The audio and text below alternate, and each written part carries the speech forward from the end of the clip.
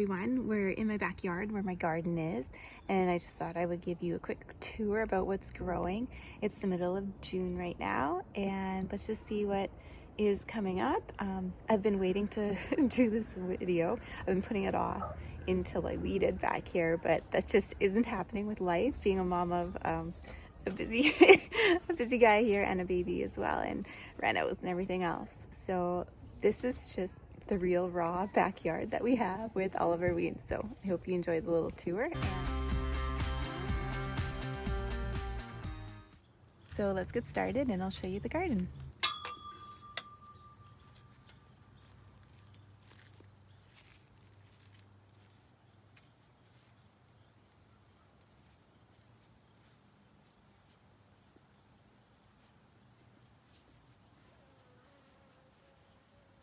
Have been growing has caps. We planted them last year, and Jasper's showing this. We just found today that the has caps are growing, and I was surprised.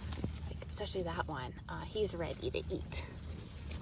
Which one ready? They're more of a sour kind of a berry, but we really like them. Just eating them right off of the bush. And here we have one of my favorite fruits. This is a raspberry. So we've been working really hard to get these raspberries in, and so last year while pregnant I was out here digging and trying to get these in because they don't typically produce fruit the first year that you plant them. So here you can see where we've been putting these posts in. We rented an auger, dug some really deep holes, well 2 feet, and then put these posts in, and they're 8-foot posts. We still have to put the crossbar here and then run some wire on, and what that's going to do is it's going to allow these raspberries to be lifted up and picked off the ground so that they're not growing in the dirt and getting damaged and trampled on, and the fruit won't be dirty then. It'll just be wonderful. And then these are ones that we did this year. These were from my mom's house this spring, and so they don't yet have any blossoms or buds. They're not going to produce this year. They'll be next year. Here is a sunflower that Jasper grew at preschool. We brought it home and we planted it, so we're excited for it to get bigger. Along the side of our house here, our side entrance, I've planted some sunflowers. I wanted to add some pops of color along the fence here, so you can see that this row is just getting started and it goes all the way up there to that post. So it'll be really nice to have some fun sunflowers just kind of popping along this fence. And then right here, I built a trellis over top of these cucumbers. This is a boxed garden bed. It's kind of like, I don't know, vinyl, plastic, something. It's not quite as durable as I was hoping it would be, but it is pretty gorgeous. And it was easy enough to put together without having any tools except like a hammer kind of, or mallet. So yeah, I do like it, but I don't know for sure if I would do it again. I do love the look of our other boxed one. So starting on this end, we have zucchinis. And I did zucchinis in the corner here last year, and they took over this whole space. So in a little bit of research, I saw that you can use these tomato supports, and as they get bigger, you just pull the leaves up and over the side, and you keep coming up. And that allows the leaves to come up and stay off the ground so that less mold, as well as you can see your zucchinis. We can see one starting, a flower that's starting to grow right here. And so it'll be easier to access the fruit, as well as creating more space because it's growing vertically instead of taking over the beans here. So we'll see how that actually works. And then here we have beans, and I alternate them rows of yellow and green just because I like to have the different colors and it's fun. Along the back here we have sunflowers, and that's where the sunflowers and the climbing beans are going to be. Here we have radishes. This is actually my second harvest of radishes already. We've completely harvested the first rows off, and these are our favorite radish. They're not quite as hot and spicy as your traditional radish. They're called a French breakfast, and we just really love those. They're this kind of long shape, and yeah, much sweeter. You can see that we're getting slugs and moss and different things in here. I am pretty much chemical free, so when I find the bugs, I just dispose of them, kill them, squish them, And so we're figuring out all of those natural pest methods still. I know soap and water is a good one. I just haven't been out here. I've already harvested 2 rows of spinach that I had here. I had mustard greens here, so that's what I believe. Oh, this is a Viking spinach. This one here is, I think, that's my mustard greens. And then we have turnips. So this is my first time doing onions. And you can see these onions here. So I got a bag of, I think, Spanish onions is the ones that I chose this year. And then on the end here, we have zinnias, just a really, really pretty flower. Here is our second bed. And I had planted a lot of cucumbers indoors. And when I transplanted them, they just did not make it. Sometimes that just happens. I'm learning as we go. So I put in a little trellis here for them to climb on. And then I have been eyeing up this trellis. It's like 4.5 feet tall. I have been eyeing it at the store for quite a while, and I splurged and purchased it the other day, and I'm hoping that those cucumbers on that side will climb it. These are, I believe these are the Market More cucumber. So we'll see how they are. My favorite is Sweet Success, but I did not find seeds for those ones. And so these are my celery that I planted. I planted little starter seeds. My pack had about 2,000 in there, so I planted a couple hundred of them, but they just have not taken off when you compare them to, let's say, this is what I bought at the store last week and planted at the plant nursery. Mine just haven't done anything, despite the fact that I planted them back in April and it's June now. So I did put them out in the garden. The majority of them died.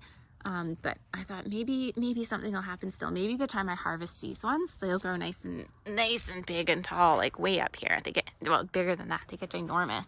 So maybe by the time those ones are ready, these ones will look like this. And by end of summer, we can enjoy all of them. Like I say, I'm still learning a lot of things here. These are leeks. My aunt made them as starters and then brought them over as a gift. So I'm super excited to see them. They've gotten so much bigger from when she first brought them over. And then here we have more French breakfast radishes. So you saw the ones on the other side, the nice big ones that I had over in that bed. So this is what they look like when they first start coming up, and they're so easy to grow. I think radishes are probably the easiest vegetable to grow. So here we have beets, and here we have carrots. A carrot crop didn't do very well, so I've planted additional seeds in between these sparse ones, and we'll see if that comes up. Carrots and radishes and spinach, a lot of the vegetables can actually be planted in succession, which means that every about 2 weeks you can keep planting them. So as some harvest, you can keep having more crops that come every couple of weeks. When you see gaps in your garden and things that aren't growing, some of them, I don't know, I just kind of come in and I plant more things around it as the summer goes along so that we just keep having harvests. So here we have the green peas. Aren't they beautiful? We have our first little flower right here. So before long, we're going to have some pea pods forming. And then we've got different kinds of kale. This is, I think it's called Lacino. I can't say it. Kale, or some people call it dino kale, but they're actually, I think, a little bit different, but similar that way. Here we have rainbow Swiss chard. So you can see that that's a yellow one over there. We've got a red one here, and so they're and oranges, and so varying in color. They were a crop from inside, and they didn't do quite as well.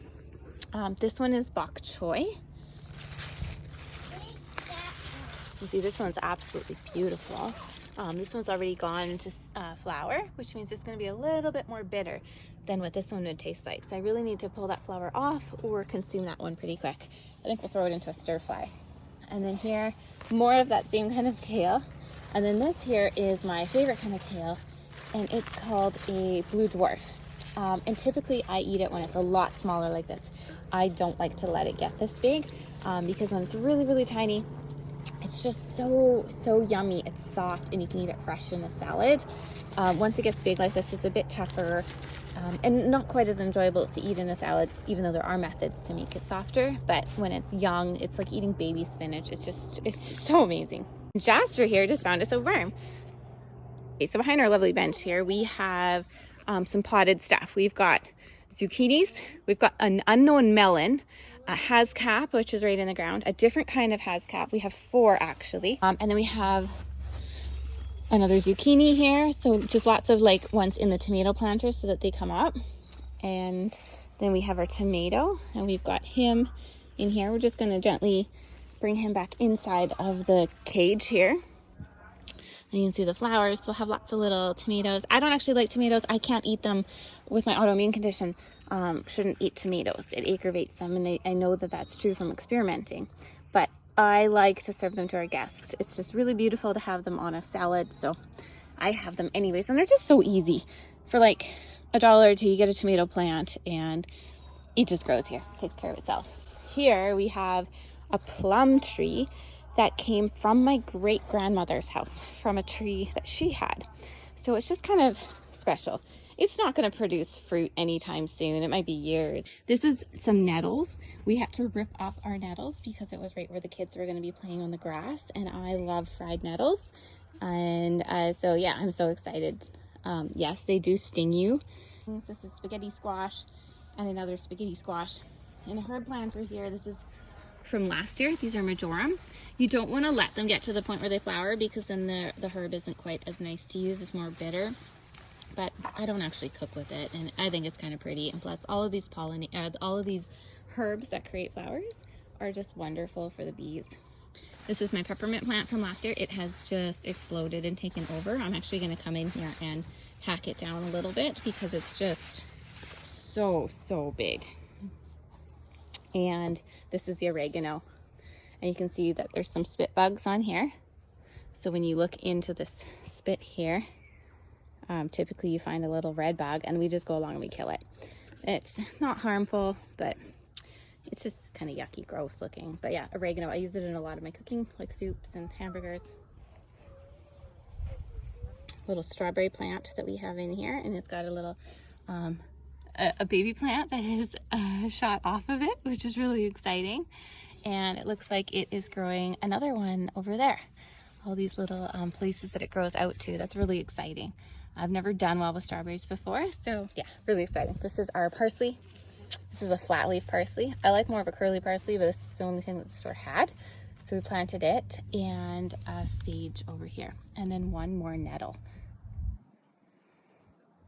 We love using chives so much. And then blackberry bushes, I'm very excited for them to take off this year. I hope you found that educational, or at least interesting. I know that I love going through people's homes and gardens to see, and their routines, to see how they do things and how I can improve on it. So I welcome your advice, as well as I hope you found something that was useful too. So comment below and let me know what you thought. Let me know what I can do better in my garden here, because I know that there's so much for me to learn. I've only been doing this 2 years, and there really is so much to learn. So thank you for being here. Subscribe, and we'll see you again. Thanks.